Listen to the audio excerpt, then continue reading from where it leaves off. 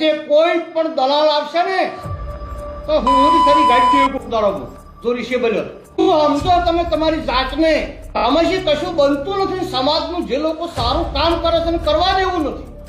એ બંધારણનો ભંગ કરીને આજે તમે એમ સમજો કે ભાઈ અર્જુનને અને ગબ્બરને બંનેને ખબર હતી કે સમગ્ર ઠાકોર અર્જુન ઠાકોરને દોસ્તો સમાજની બહાર કાઢી નાખી. વિક્રમ ઠાકોર દોસ્તો ઈ પણ બોલ્યા છે ડીજે તો વાગશે. શું વિક્રમ ઠાકોર પર દોસ્તો કાર્યવાહી કરશે ને ગામના સપોર્ટ નથી કરતા ને ગામના બોલતા નથી. દોસ્તો આ ગામના શું કહે છે વિક્રમભાઈ ઠાકોર પણ દોસ્તો જવાબ આપ્યો છે કે ડીજે તો વાગશે એમ કરીને. એટલે અમુક આગળ વિડીયો એવા વાયરલ થયા હતા કે ભાઈ બહારના બધા જોવાયા છે, કોઈ જાબડિયાના સી નહીં. એટલે આ બધા જાબડિયાના સી. હવે આ આપણે ડીજે ની વાત છે બરોબર. ગબ્બરભાઈએ ડીજે વગાડ્યું એની એટલે એમાં આપણે ગબ્બરભાઈ આજ દિવસ સુધી કોઈ ગામમાં કોઈને નડ્યા નથી અને આપણા ગામમાં કોઈ આવી મીટિંગ પણ નથી થઈ. આપણા ગામમાં કોઈ મીટિંગ નથી થઈ અને કદાચ એની કોઈ ભૂલ થઈ હોય તો કહેવાનો મતલબ કે પેલા ગોમને સોલ્યુશન કરવું પડે. આ 4-5 જણા જે ગોમના છે એમને ખબર છે એમનું એક ષડયંત્ર છે મને નેચા દેખાડવાનું, મને પાડવાનું. બરાબર. એ હાચા હોત તો ગોમ ભેળું કરો અથવા કહેવા હોત અને હીરા હાવ હાચા હોત તો જેને આયોજન કરી એ લોકો અમને બોલાવોત. આ બધા અત્યારે બેઠા એ બધા કોઈને ભાઈ આ લોકોને બોલાયા કે નથી? કદાચ બોલાયા છે કોઈ જ્યાં હોય તો આ લોકોને કોઈ પૂછ્યું નથી. ભાઈ તમને કોઈ પૂછ્યું છે? આ તો બોલજો કોઈ પૂછ્યું છે ભાઈ અમે મીટિંગ કરે છે કે આ છોકરાને માફી મગાવવાની છે પૂછવાનું છે એવું કોઈ ચર્ચા થઈ? એ હોય તો કેજો. અને જે કોઈ સાચું કેજો મનમાં પાપ રાખતા નહીં. આર્યું સત્ય છે. આજના દાડા સુધી ગામમાં કોઈ નડ્યા નથી, કોઈ મીટિંગ થી નથી. બંધ કરાવો તો ગામમાં હવના પેલા દારૂ બંધ કરાવો. બરાબર. નડતર કરે છે હવના પેલા દારૂ ખરાબ છે બરોબર. એટલે દારૂ બંધ કરાવવું છે. હવે ગામને મારે એવું કેવું છે કે પેલા તો ગામની આબરૂ આ લોકોને ઉછાળી છે. બરાબર. પછી મારી હવના પેલું ગોમ એટલે તમે બધા આવી ગયા. બરાબર. કદાચ કોઈ ખોટો હોત ને ગોમમાં કોઈને નડ્યો હોત તો તમે અત્યારે આટલા આવો નહીં. આ ચોખ્ખું દેખાય છે. બરાબર. એટલે ગોમ મારા કેવરમાં રહીને આ લોકોને જે 2-3 જણાને કર્યું છે. હવે ઘર ધણીનું કેવું એવું છે કે મેં ગોમ ભેળું કરવા ગયો હતો, વાત કરી પણ આ લોકોએ કોઈ મારું મોન્યું મેં કે તને ફાવે એમ કર. જે વ્યક્તિ પાઘડી ઉતારીને માફી માંગી છે એ વ્યક્તિ એમ કીધું કે તું વરઘોડું કર ને સોરાવ થઈ કે હાજર ડીજેમાં એ વ્યક્તિ આવ્યા કે હું પટાક ખેલીશ. હવે એ વ્યક્તિને મારા ઘેર 15 વર્ષથી કોઈ દાડો ચા પાયો નથી. બરાબર. કદાચ માફી માંગે તો અમારા વડીલ લોકો તો અમે માગીએ, ભૂલ કરીએ. બરાબર. આ સત્ય છે. તો આ એક નેચું દેખાડાની વાત છે ને એક હારેલો સરપંચ છે અમારા ગામમાં. તો એ વ્યક્તિ કોલ રેકોર્ડિંગમાં એવું બોલ્યો છે કે આ લોકો નીચ છે. તો પેલા હું ગોમ કને કહું છું કે મેં ગોમમાં શું બગાડ્યું, શું નીચ વેડા કર્યા. ચલો મારી વાત છોડો. મારા ઘરે મારા કુટુંબ કે મારા બાપ દાદાએ ગોમમાં કોઈ વસ્તુ બગાડ કર્યો હોય તો તમે મને કહી શકો. બરાબર. ગોમ રાજા છે, ગોમ કરાઈ. હા, એક વાત છે. હવના પેલા હું ગુનેગાર હોય તો ગોમ આવત ગોમના કેવું હું ના મોન્યો હોય અને ગોમને કહી દીધું ભાઈ કે તમારે જે કરવું એ કરો તો તમે બહારના બોલાવી શકો. અથવા બહારના બોલાવા છતાં આ લોકોની મીટિંગ કરી એ અમારું ક્ષેત્ર હતું, અમારા કુટુંબ એટલે અમારું. બરાબર.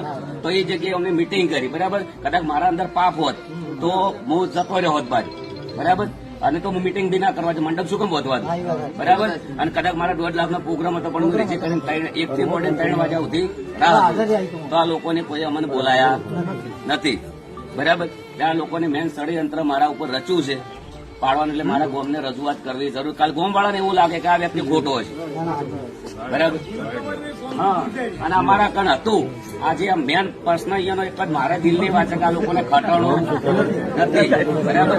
અને અમારા કણ હતું તો ગામમાં જે પ્રતિષ્ઠા થઈ એના અંદર સૌથી મોટો સડાવો જિલ્લાના ઠાકોર સમાજે સાથે મળીને આ બંધારણ બનાવ્યો છે અને એ દિવસે જાહેરમાં એવું કહેવામાં આવ્યું હતું કે આ મુદ્દાઓનો કોઈ પણ ભંગ કરશે તો એને લાતમારો કરવામાં આવશે, એની સાથે સામાજિક કોઈ વ્યવહાર કરવામાં નહીં આવે અને જ્યાં સુધી માફી નહીં માંગે ત્યાં સુધી જે ગામની કમિટી હોય જાબડિયાની કે જે કે એ પ્રમાણે કરવાનું રહેશે.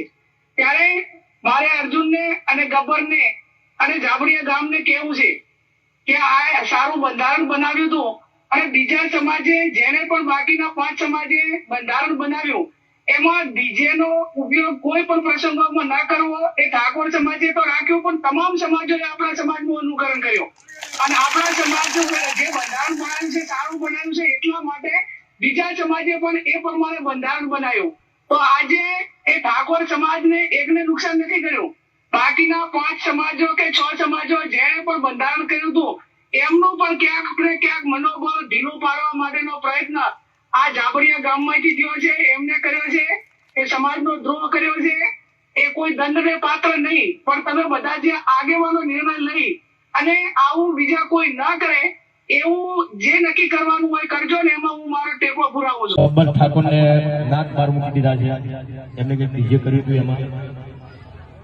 તો જ્યારે ઠાકોર સમાજનું સંમેલન હતું સેક્ટર 11માં, ત્યારે પણ હું ડીજેમાં કદી ગાતો નહીં. કમલેશભાઈ તમને ખબર છે, અશોકભાઈ તમને ખબર છે, રોહિતભાઈ તમને ખબર છે. મેં એક વિનંતી કરી હતી જ્ઞાનીબેનને. તો જ્ઞાનીબેન એવું કહેતા હતા કે ભાઈ મેં બંધારણ નહીં ઘડ્યું, પણ બોલ્યા તો તમે ને પેલા આગળ તો તમે આવ્યા હતા ને તમે બોલ્યા હતા ને.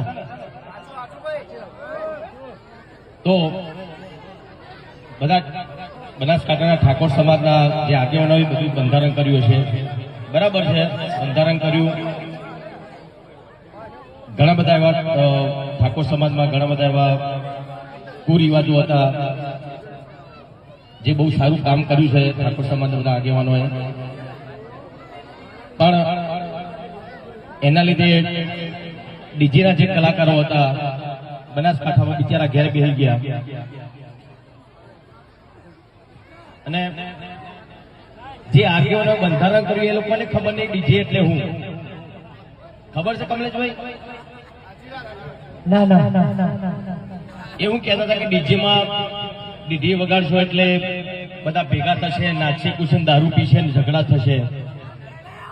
એવું જરૂરી નહીં. કોઈ ઢોલ વગાડતો તો દારૂ પીનારો પીવાનું જ છે, ઝઘડા કરનારો ઝઘડો કરવાનો જ છે. તો ડીજે બંધ થવાથી સમાજમાં સુધારો આવશે એ વસ્તુ ખોટી છે. જે ડીજે બંધ થયા છે ને એ રીતે ઘણા બધા કલાકારોના બિચારા એ લોકોનો રોજગાર બંધ થઈ ગયો છે. એ લોકોને ખબર નહીં પડતી. એ બધા મોટા માણસો છે, મોટા માણસો એટલે ડીજેની એમને ખબર નહીં પડતી. લોકો વીગો ગેરવી રાખીને ડીજે લાયા હતા, એ લોકો ઘેર બેસી રહ્યા બિચારા. એક ડીજેમાં 15 કલાકારો કામ કરતા હોય એવા બનાસકાંઠામાં કેટલા ડીજે છે? તો એક ડીજેમાં 15 કલાકારો કામ કરતા હોય તો કેટલા કલાકારો બીજા ત્યાં બે ઘર એમને કમાણી બધી બંધ થઈ ગઈ એમની. તો ચલો કઈ વાંધો નહીં, તમે ડીજે બંધ કરાવી દો. પણ જેના લોકોના ડીજે બંધ થયા છે એ લોકો ઘેર બેસી રહ્યા છે, એમનો રોજગાર આપો તમે. ચલો.